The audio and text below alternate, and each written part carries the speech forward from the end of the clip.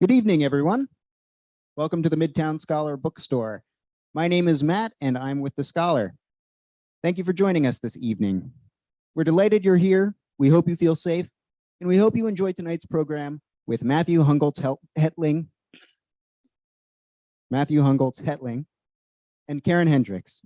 Before we begin, some quick housekeeping as always.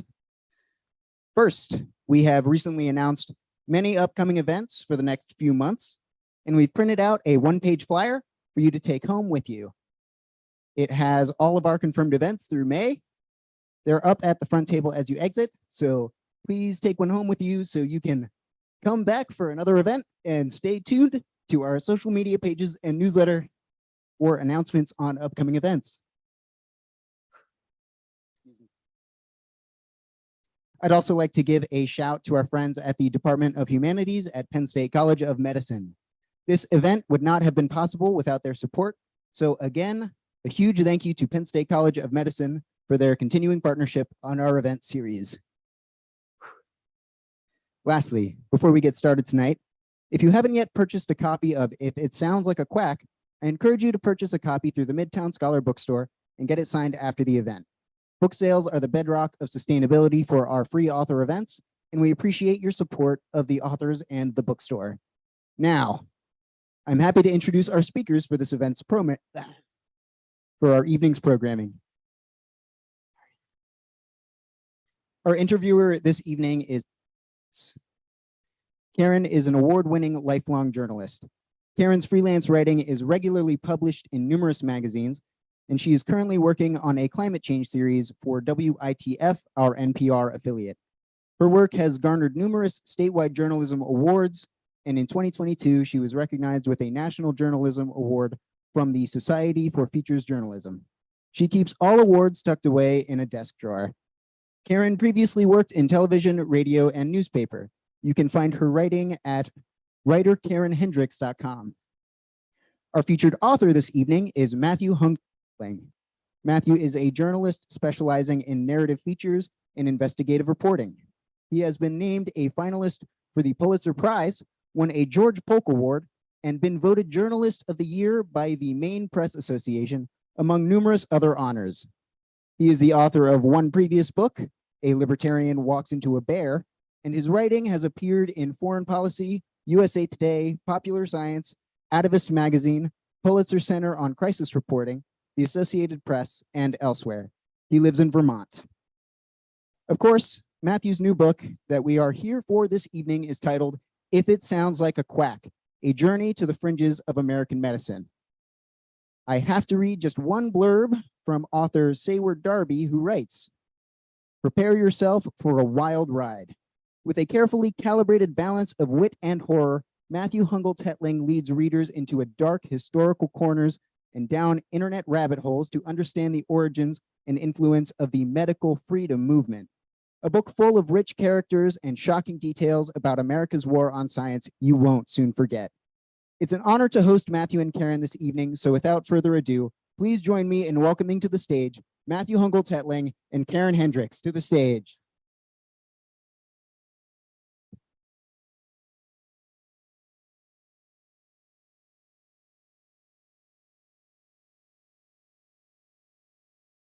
Thank you.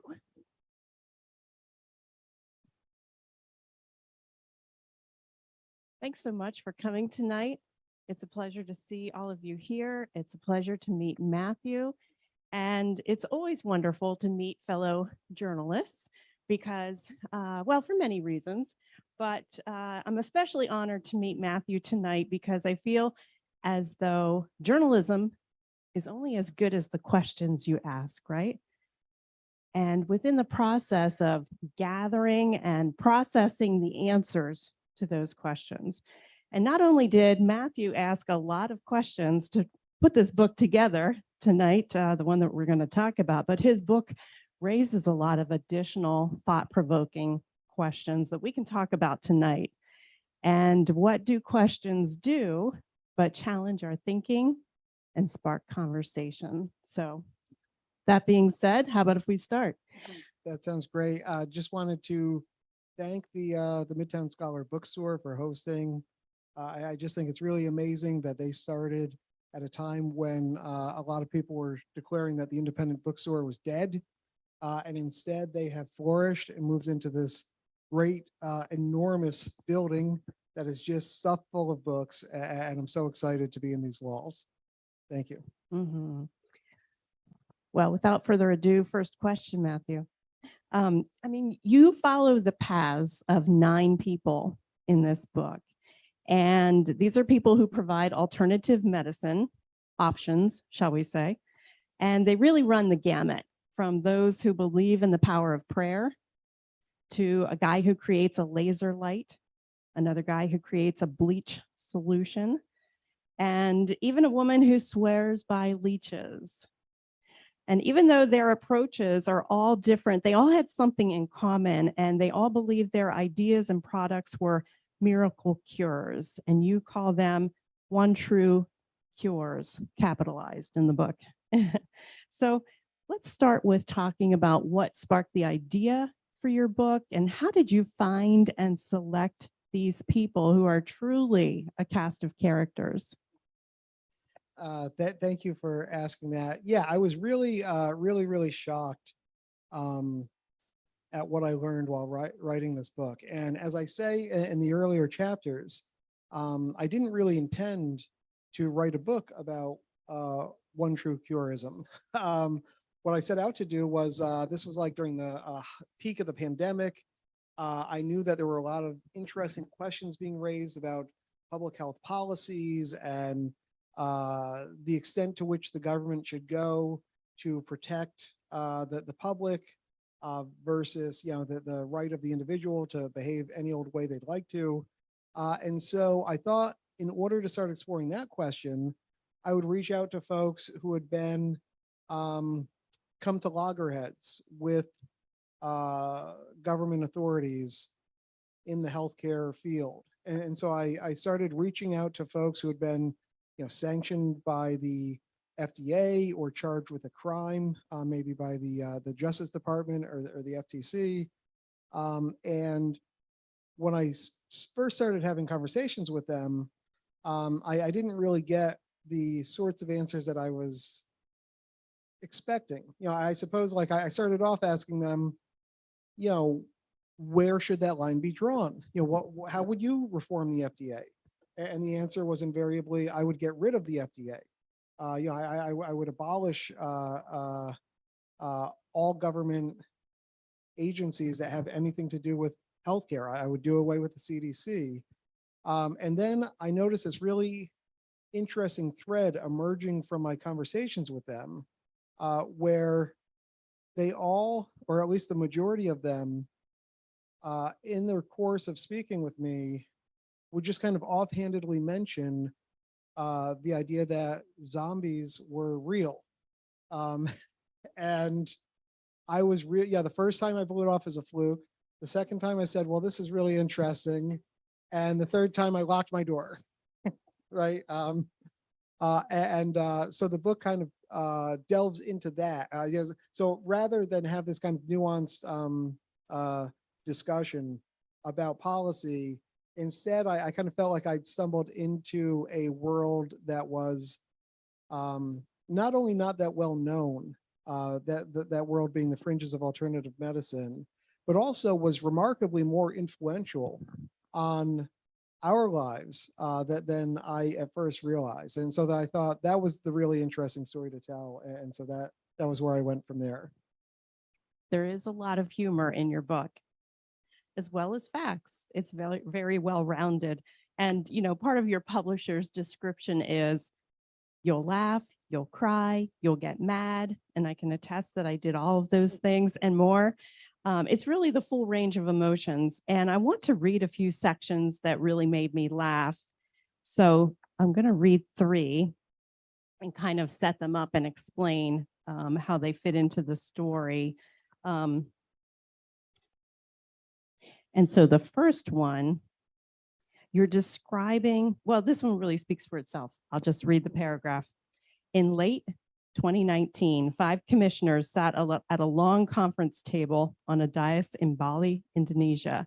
They were dressed in black The table was draped in dark fabric and a black cloth covered the wall behind them.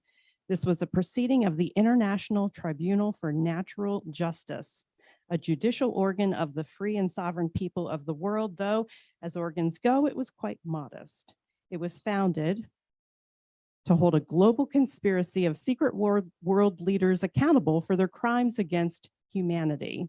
Then they will no doubt address the typos on their website, which as a writer made me chuckle. But first, justice. So I love that one. And then the second one is about the woman who swears that leeches are the one true cure. And I don't know how you had conversations with her. Maybe we'll talk about that later. But you say in the book, because she's confiding something in you, there are many people she's confiding who are underground people who do it, meaning apply leeches. And she doesn't put herself in that category. So I thought that was a nice little chuckle. And then the third example I'll read to you. It was from an experience that you went to. God bless you. You went to a demon casting out church service, workshop type situation. And here's how you set that up. As silly as it was, I could also see how alive and in the moment everyone felt. They were each the center of an exciting drama, heroically throttling demons in the name of Jesus. It was clear that the rush of casting out evil was far more engaging than the long, drudgery-filled work of designing a society in which pain is lessened and curative resources are equitably distributed among rich and poor. A little maybe sarcasm creeping in there too. So I guess where I'm going with all this is, Matthew, how did you keep a straight face when you were interviewing some of these quote unquote characters, these healers who were really hucksters? And at the same time, how did you maintain levity or sanity in some of these situations as well? Thank you for the question. I really, I kind of come from a perspective that all of us, we the human race are all a little bit silly, that a lot of the things that we do that distinguish us from animals are just so ridiculous. And I include myself in that, of course. And so speaking with these folks, I thought, well, this is just kind of like another flavor of silliness. And so I guess I'm very used to talking to people that I find to be silly. But the reason that I stress the humor of some of these situations, and I do tell, I have quite a few humorous passages in there and stuff, is because I just find that if you tell like a very angry story, you're really kind of damaging the public discourse. In one sense, you're freezing out those folks who might otherwise listen, and in another sense, you're whipping up the choir into a place where they just get more angry and come more at loggerheads with other people. And so I think humor is a really great equalizer, a really great diffuser. And when you look at some of these practices through a humorous lens, it can be a little bit easier to, I don't know, recognize them as people, and to see ourselves in them, to see how any of us might have been shaped in a slightly different way. I mean, really what was at the heart of all these people was that they each thought that they had struck upon a cure or a discovery that would revolutionize healthcare. And for one guy, he thought that injecting baking soda into the veins would cure cancer. The leech lady thought that leeches would cure all sorts of ills, including cancerous conditions. In fact, they all, that's the one true cure umbrella. They all thought that their thing that they were selling could cure everything. And once you've accidentally fallen into that basic premise that I have something that can change the world in this amazing way, it's very it's a pretty blurry line or distinction between that and really becoming an extremist and a political extremist and evangelical about your beliefs. And so I think I was really struck by how each of these people came from such diverse backgrounds and places, and they had theories of healing that were incompatible one with the other, and yet they were all kind of channeled into the same life story by cultural forces that shape America. And that's kind of funny.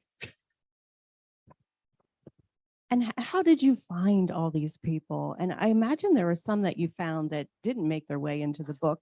Like, how did you decide who to include, and how did you find them? Yeah, there were I did public record searches for folks who had been sanctioned by the FDA or been arrested for practicing medicine without a license, that sort of thing. And yeah, it's quite a deep pool of people that I could draw from. And so I did do outreach. Like one woman that didn't really make the book, her name was Jillian Mighty Epperly, and she is the proponent of something called Jilly juice, which is basically fermented cabbage. And her contention is that if you drink enough salted fermented cabbage juice, you'll be able to regenerate lost limbs, cure AIDS, cure cancer, and cure homosexuality. So that was one that didn't make the book. So you can only imagine. You can only imagine the folks who did get in. Well, this book really does feel like a journey, and it's a journey that you took, a journey that you take us on as readers through the stories of these folks on the medical fringe, and it really builds and morphs into the pandemic. You mentioned the pandemic earlier a few minutes ago. So obviously none of us knew a global pandemic was going to hit us in 2020. Did you already have the idea for the book underway as the pandemic hit, or talk to us about the timeline? And do you feel like the conditions or the foundation was there for medical misinformation to escalate? In a way, did the pandemic make you see the book in a new light? Well, I was already writing the book when the pandemic struck, but what I was really surprised by was how the pandemic brought so many of these issues that I was dealing with into focus. There were public officials, top tier federal public officials who said that they were completely surprised that tens of millions of Americans were resisting public advice on the wearing of masks and the administration of vaccines, and they shouldn't have been surprised. Really, this movement had been building very aggressively, very boldly, and very openly for roughly 20 years leading up to the pandemic. And so the pandemic was like a boon for them. It really like clarified a lot of these extremist positions and brought them into the mainstream.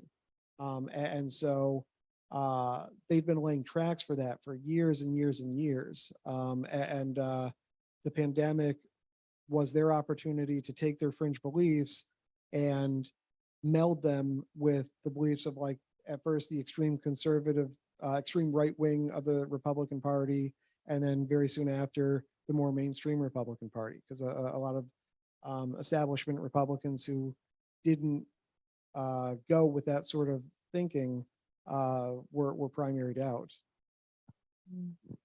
I think we have some medical professionals in the audience and online as well, and no doubt your book raises awareness and good questions for them to consider, as statistics show the number of Americans who trust mainstream medicine is declining. So Matthew, what did you learn about doctors and the medical profession, and how concerned should doctors be about stemming this tide of misinformation? Yeah, I think doctors already are quite concerned about it. I do hear a lot of discussion in the medical community about how to navigate a patient's beliefs when those beliefs are directly contradictory to the practices suggested by best medical evidence. And so in the book, I also find fault, though, with the medical establishment for creating a system in which one true curism can flourish. Beginning as early as the 1800s, 1840s or so, the American Medical Association set out to reduce the number of degreed doctors, medical doctors in the country, and as a means of, driving up demand for their services and increasing their wages. That's what you would expect a professional organization to do. But they've done it so well and so effectively over such a period of time that doctors have become, far and away the top tier profession in the country, and they command very large wages, very high wages, and they've also successfully prevented more doctors from graduating than might otherwise. And so that has a couple of trickle down effects other than just nice paychecks for doctors. It creates accessibility issues because a lot of states in the United States right now have far fewer doctors per capita or family physicians per capita than a lot of countries that have not a fraction of the wealth that the United States has. For example, there are twice as many doctors per capita in Kazakhstan as there are in the state of Mississippi. And when they do surveys of graduating doctors, some very tiny percentage, I can't remember exactly what it is, something like 3% of them say that they want to go practice in rural areas. And so that combined with just the kind of general frigged upness of medical care access in this country in general, really creates an incentive, a vacuum that alternative medical practitioners can come in and fill. And so I think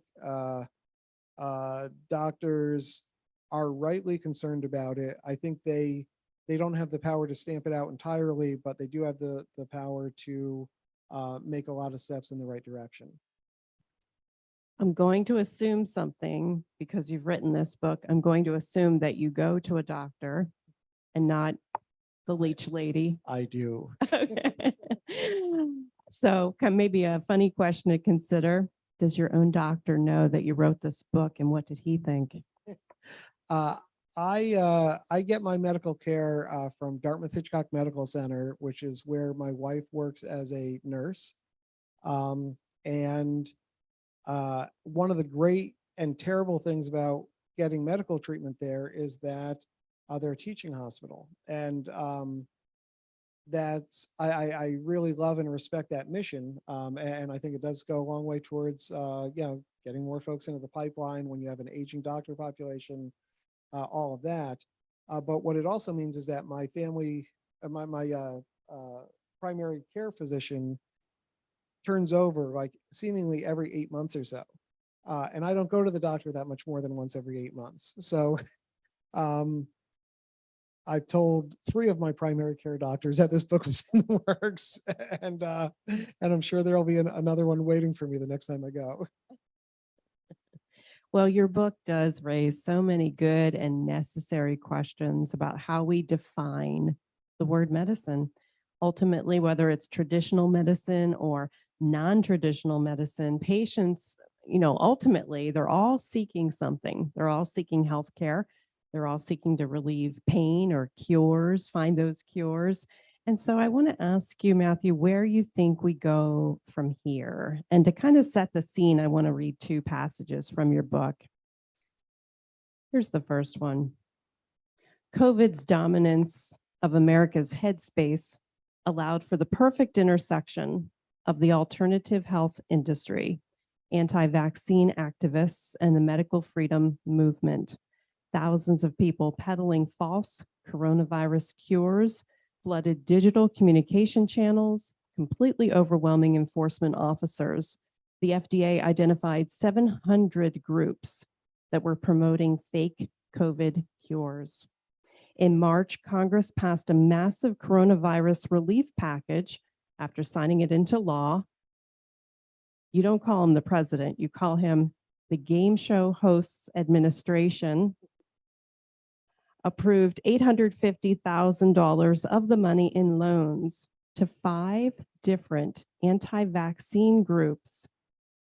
Joseph Mercola, who was later identified as the chief spreader of coronavirus misinformation online, received $335,000 in loans.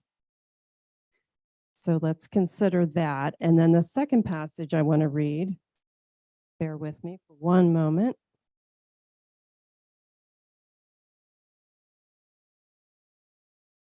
Even beyond consolidating radicalized Americans into a political bloc and lining the pockets of people promoting alternative treatments, the medical freedom movement had an impact on the health of America. The anti-vax sentiment represented a deep self-wounding as millions of Americans, mostly in the South and West, and mostly in rural counties that had voted for the former game show host in his presidential campaign, flouted social distancing, mask, and vaccine recommendations during the COVID-19 pandemic, leading to more cases and more deaths from the virus in those regions.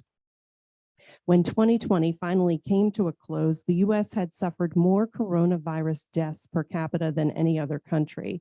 That death toll was a byproduct of the massive, though largely invisible, transformation of how healthcare worked in America and of the medical establishment's hemorrhaging of both patients and trust.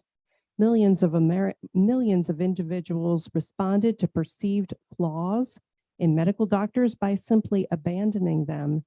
Nationally, fewer than 1 in 3 Republicans said they trusted medical scientists to act in the public's interests. Rates of people who lacked health care insurance were higher in red states, topping 20% in the deep red South by 2018. A 2020 survey found that 105 million Americans, roughly a third of the country, had opted out of all professional medical care during the preceding 12 months. They weren't opting out of health care, mind you, just professional health care. That's because they were defecting to forms of health care that had less regulation, less science, and less transparency. A 2017 Pew Research poll showed that 20% of Americans had rejected conventional medicine and exclusively used alternative medicine. The National Association of Boards of Pharmacy, which counted 400 online pharmacies in 1999, 11,000 in 2005, estimated there were now 35,000 active online pharmacies, of which roughly 33,250 were not in compliance with the law. And you go on a bit more. There's a lot of facts and statistics.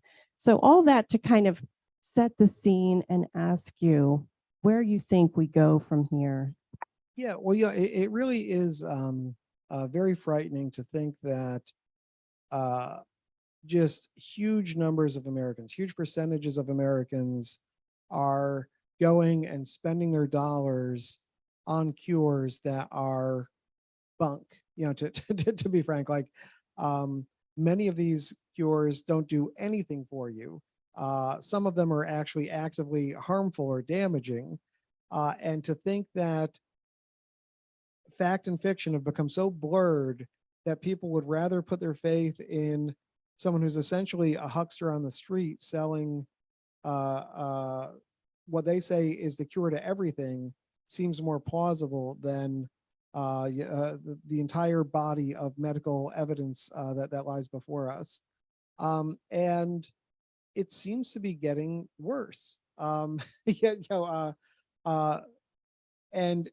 it's such an interesting debate because one response by the federal government has been to try to work with the alternative medicine community. You know, they've National Institutes of Health instituted NCAM, I'm forgetting, the complementary and alternative health foundation. I'm blanking on the name of it. But that they create channels for alternative health methods to be kind of incorporated into the medical profession, so that people who believe in those things don't feel that alienated. But if you do that, you're kind of like ruining your own tent. But if you don't do that, then you're leaving them to pitch their own tents elsewhere. And so it's really a very knotty problem, and one that I don't think that we have a good answer to for the short term. There's really something wrong when a woman who has cancer, say, there's a woman in the book whose story I tell, Dawn Callie. She had a very treatable form of breast cancer, decided that she was going to go an all natural route, went to the baking soda injection guy, and wound up with a medical prognosis of like 2 years to live, because in the interim between declining medical care and finally waking up to the fact that she was in pain that could not be treated by the sorts of treatment she was pursuing. That was really an awful story. It's a great tragedy. And when you think that that tragedy is being multiplied tens of thousands of times over, that's obviously just a tsunami of tragedy that's coming through the country.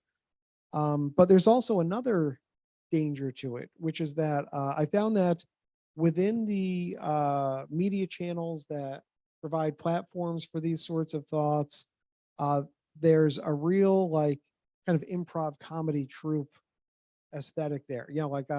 Anyone who's ever watched or studied improv comedy knows that one of the big rules is yes and. I don't know if you've heard of that. So somebody makes a joke, you want to spin off of that, you don't want to contradict the original joke, so you say, oh yes, that premise, that ridiculous premise is true, and also the next thing. And that's kind of how they operate in these worlds. They have theories of disease and healing that are completely contradictory one to the other, but the culture is not to challenge one theory from the next. And so it's all yes and. You can cure cancer by zapping intestinal bugs with what amounts to a car battery. Yes, and I can also kill those things with bleach. And it doesn't, it lends itself to people trying to state their ideas in ever more extreme ways, because that garners attention and clicks and audiences. And so over the last 10 years or so, the things have become so extreme that it led to this thing that I hinted at earlier, the rise of a belief in zombies. There are different theories within the fringe alternative medical community as to how what makes zombies tick. They all believe that zombies are real, but one of them believes that the result of a like a bioengineered weapon, that the viruses have been tweaked in a way that can turn people into zombies. The faith healers believe that zombies are demonic forces coming up to compromise or to take control of morally compromised individuals and give them a taste for human flesh. Another guy, the baking soda injection guy, put out material saying that the vaccine contained nanotechnology that would allow the government to flip a switch and turn you into a zombie. And the fermented cabbage juice lady, she said that, cell phone electromagnetic frequencies from towers, that those would turn people into zombies and make them violent.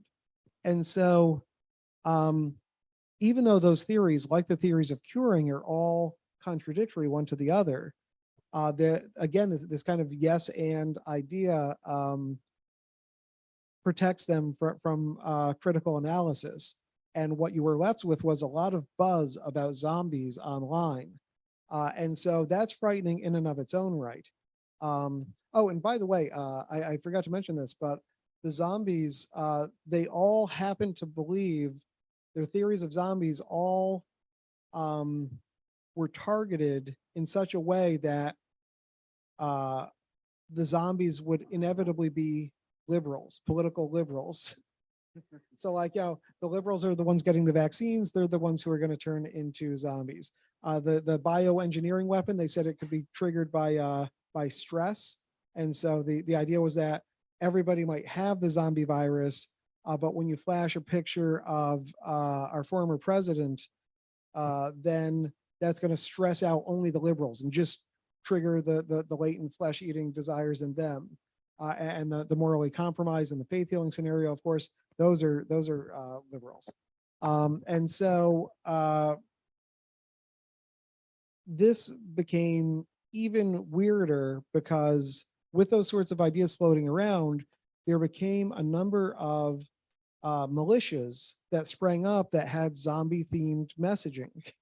And so if you go online right now and you search it through an internet search engine, you will start to see results for militias that do survivalist exercises that are designed to train people for the zombie apocalypse. And so that is an enormous shift from the sorts of survivalist training that might have been done 20 years ago, where perhaps you're preparing for a natural disaster like a hurricane.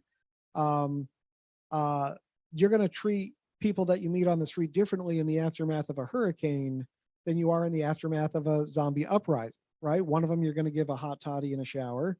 The other you're going to shoot.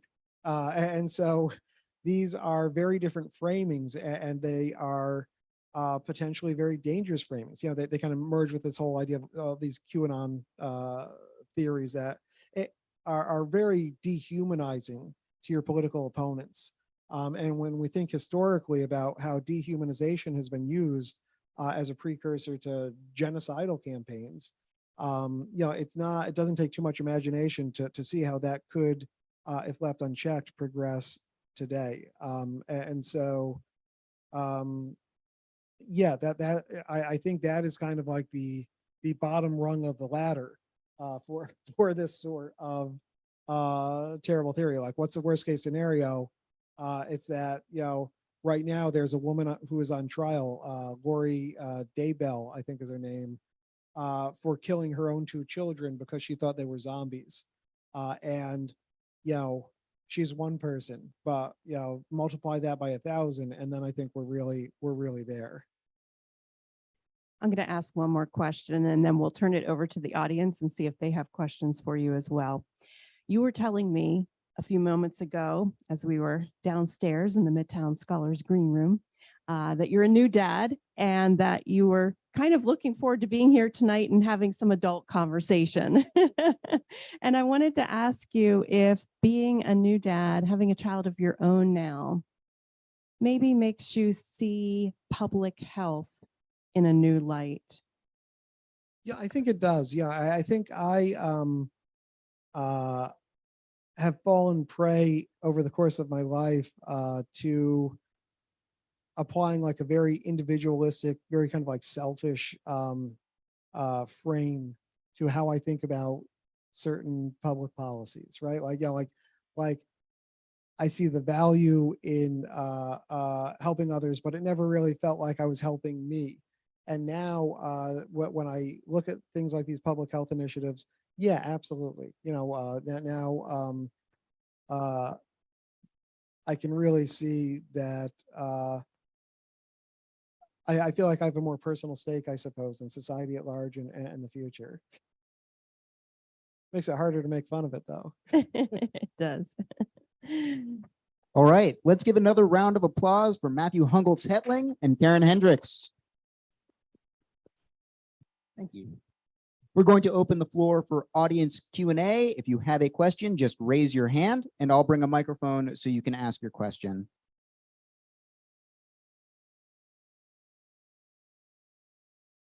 Matthew, I wonder if you might descend into the rabbit hole that is the demonization of Anthony Fauci. Of anti what? Anthony Fauci. Oh, well, clearly he is become the subject and the lightning rod for a lot of that criticism and a lot of that lot of the more rabid attacks coming from the right. Yeah, I have friends and neighbors who are politically conservative, who are, completely nice people who also think that he is akin to the devil. And it's really, really horrifically sad for that one person. But it's also just shows how he's just the next guy in line, right? Like everything coalesced around him or coalesced around him. And if it wasn't him, if it was somebody different in his role, it would be around them, or it would be around, one of his colleagues, or, the head of the CDC, or somebody like that. Like there's always got to be a target. And there doesn't need to be a whole lot of substance for somebody to build a myth. And I think that's what we're seeing a lot of these days is we're kind of building these myths with heroes and villains. And that's, they make for nice storybooks, but they're an awful shame for the people who get unfairly portrayed.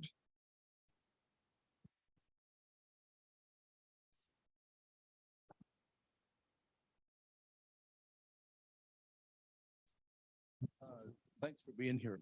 But aside from the unfortunate woman with the breast cancer that you mentioned, have you had an opportunity to interview many more of the disappointed patients that put their trust in these charlatans and found out sort of where they come down after they found out that the one cure-all didn't work for them, how they feel about it? Are they still carrying the torch for these people, or have they realized their mistake? Yeah, I spoke mostly to Dawn. I didn't do like a broad survey other than kind of like asking people in my own life who had, maybe some of those tendencies. But Dawn was a really great example, not only because she eventually found the courage to kind of break away from the toxic scene that she was a part of, but because it was really, it happened by stages. Her story, I think, really exemplifies how it is for a lot of people. It was almost like people kind of like slowly coming out of a cult type situation. They first find, kind of one piece of evidence that they can't resolve with what they've been told. And that plants a seed. And that, even when they start to realize it, after Dawn's diagnosis with the stage 4 cancer, she was still having her labs sent to the baking soda guy. There was like a 2-year period where she was kind of like slowly disengaging from him while undergoing parallel care from conventional medical practitioners and like actual medical doctors. And so it can be really, really difficult, because this is, again, something that an alternative practitioner provides that the medical establishment butts up against, which is that real all-encompassing personal relationship. Doctors have to maintain a certain amount of distance from their patients. They're hampered in the resources and by the limits of the profession. And alternative practitioners, they can sell not just a product, but a relationship. And that can be very, very difficult to overcome. And so, in Dawn's case, she got there eventually. She wound up suing the baking soda guy. She asked for $50 million, which was an unheard of settlement in the state of California. And the jury gave her $100 million because they wanted to set an example of how bad this guy was. But this is a little bit of a tangent, but after the settlement, after receiving that judgment against him, he continued doing what he was doing, but because it's very, very difficult to put these folks out of action once they've made it their life's identity. And so I think you asked earlier about where we go from here. The positive end of where we can go from here is, I think if these folks had been caught early, around the time they first thought that they'd made these discoveries, if society had treated them a little bit differently there, perhaps they could have been put on a different path that would have been a little bit more constructive and a little less destructive.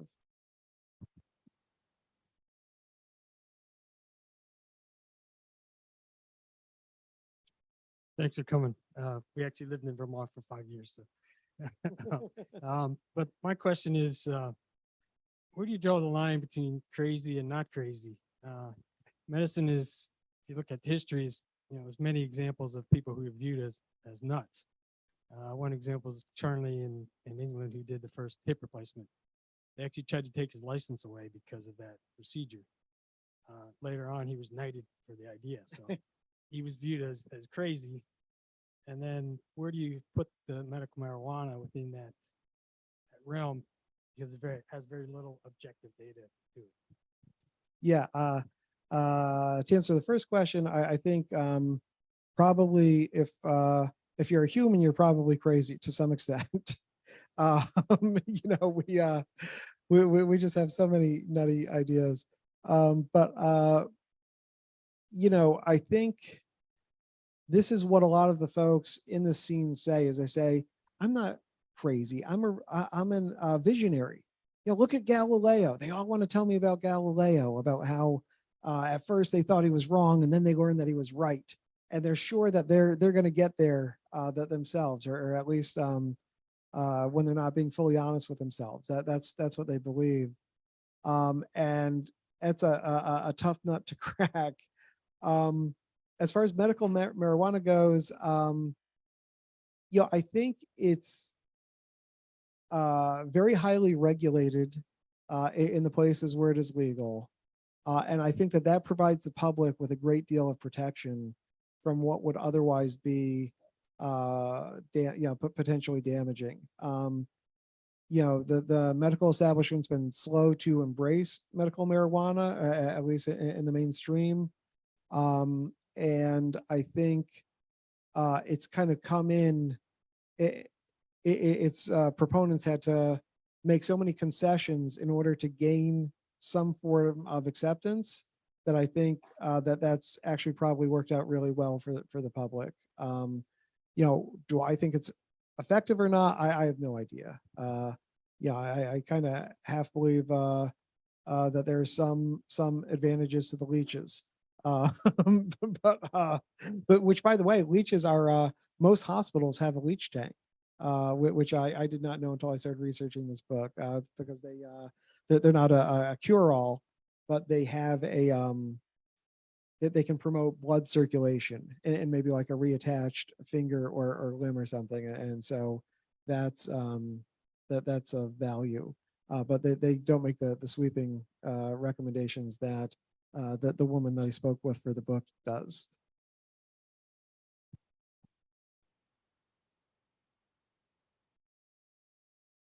When you mentioned the case in California and they awarded 100 billion, but they still couldn't shut them down, or 100 million, they still couldn't shut them down. And then you mentioned you found the people for your stories by researching those who had been sanctioned. So why can't we shut them down? Why aren't there sanctions? And I think it also kind of ties in with the medical marijuana question on research. So we can't get drugs approved right away because they have to go through the whole research process. And so if traditional medicine is sort of sanctioned in that way, how are we not sanctioning other things? Yeah,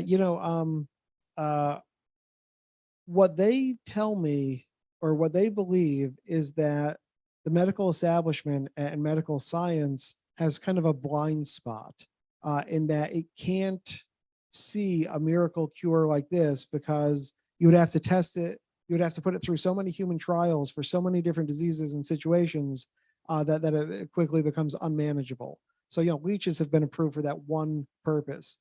Handheld lasers have been approved for a very narrow purpose of pain relief for, I think it's a very specific form of arthritis, or location for arthritis. And so they say, like, well, when you've got something that can cure everything, you know, it's never going to get through our normal, our system that we have right now. And so that's an argument that they hang their hat on, which I don't find a lot of promise to. But as far as why we can't get them out, I think, you know, when a person gets to a point where they've made $1 million doing something, the only way they're going to not do that is if they're literally in jail. And sometimes not even then. One of the bleach guys that I spoke with, his name is Mark Brennan, and he claims that he sent a sample of his diluted bleach project to the White House through back channels just before the president got up and spoke about could we potentially cleanse the body with disinfectant on stage, and touched off thousands of calls to poison control centers across the world because people were out there trying this. So that guy was arrested in Colombia, where he was living abroad and running a missionary. And he was, I spoke to him on a cell phone that he had smuggled into jail. And he was awaiting extradition to the United States. And when I spoke with him, I thought like, all right, well, here's one guy at least. He's in a Colombian prison who's been put out of business. And he told me that he had treated dozens of his fellow inmates for all manner of ills. And so, yeah, I think there's a point at which it's just become such a part of their identity and such a part of their financial means that they literally can't conceive of going anywhere else. So as long as they have you know, breath, they're going to be speaking about these treatments and doing what they can. The Robert Young is the name of the baking soda injection guy. He was arrested in 1996 for practicing medicine without a license, paid I think a $30 fine, was arrested again around 2016 or so, or maybe it's 2011, spent like 3 months in prison. Then he had the $100 million lawsuit against him, and now he's been arrested yet again. And so we'll see if this time the charges are serious enough to do something that stops him, but it seems unlikely.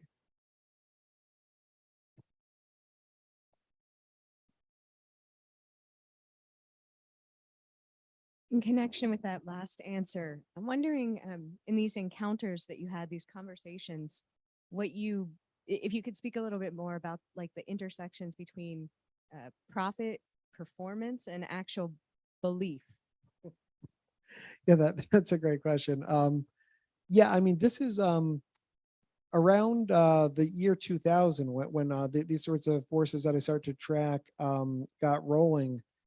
We associated alternative medicine almost exclusively with like the left. They were like the holdovers from the hippie movement, you know, and healing crystals and all that sort of thing. And there were a variety of factors in the late 90s and early 2000s that made it easier to make money off of these products. And so the internet became a thing. Maybe you've heard of it. The Deshay Act was passed, like basically it was a federal law that meant instead of a supplement having to be proven safe before it came to market, the burden was on the FDA to go out and identify the scofflaws. And so these things allowed a lot of people to come in and start making a lot of money. And they started to advertise their services, and they basically found that traditional gatekeeper media were not allowing them to say the things that they wanted to say. And so they started looking for other places to place their advertisements. And that turned out to be a lot of right-wing media channels. You know, you think of Alex Jones with his supplements, or Pat Robertson selling his big buckets of apocalypse stew, and Republican presidential candidates were using their email lists, their campaign email lists. They were monetizing them by selling supplements to millions and millions of their followers. And so that profit motive, I think, kind of overrode the roots of the alternative medicine movement before that, and created a real distinction where belief became less of a prerequisite. Instead, what you needed, what was a business plan. And I think a lot of folks took advantage of that.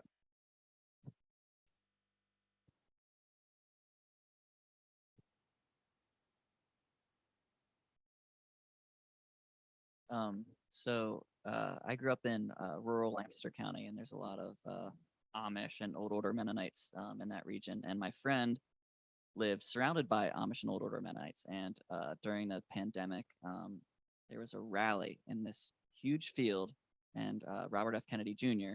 was doing a rally for some anti-vaccine thing. And anyway, it was just a field full of Amish and Old Order Mennonites. And I grew up Mennonite, and a lot of my aunts and uncles and cousins kind of, you know, I don't think they believe in zombies, but they have some affinity for alternative medicine. And I'm wondering, in your research, if you found any connection between kind of religious subcultures and this kind of the rise of alternative medicine, or if there's a connection, what that connection is. I mean, certainly the evangelical faith healing community is very deeply associated with those sorts of miracle cures, or, purely miracles being the cure. I spoke with Torben Sundergaard, who was doing the faith healing session that you referenced in Florida. And it was really an integral part of the way that they worshiped God. It could not be separated. You couldn't take faith healing out of that. Oftentimes for a more sequestered community, like the Amish, I think it doesn't really make a public splash, because there's more of a sense that this is like a distinct subculture that the public has less of a direct stake in. Maybe that's right and maybe that's wrong. The faith healing couple that I spoke with, they had a 13-year-old daughter who had juvenile diabetes, and she wasn't diagnosed because the family had given up going to the doctor around the time she was born. And when she was, I think it was 11 years old, she fell into a coma on an Easter weekend, and they prayed over her for about 2.5 days straight, frantically praying, when what she needed was insulin. And a distant relative who was invited to be part of this prayer circle called the authorities, and the ambulance got there 5 minutes after she stopped breathing, and they could not bring her back to life. And even after her death, her parents thought that, it being Easter Sunday, she might be resurrected, which just shows how off the beaten path you can get when you're in that sort of insulated worldview. So I suppose the victims, we might say, are the children of those communities. We have time for one more question. Okay. Big thanks to Matthew and Karen for bringing this event to life. Thank you. We're wrapping up now, but it's not too late to purchase a copy of If It Sounds Like a Quack and get it signed by the author tonight. On your way out, take a flyer and come back for another event soon. Thank you so much.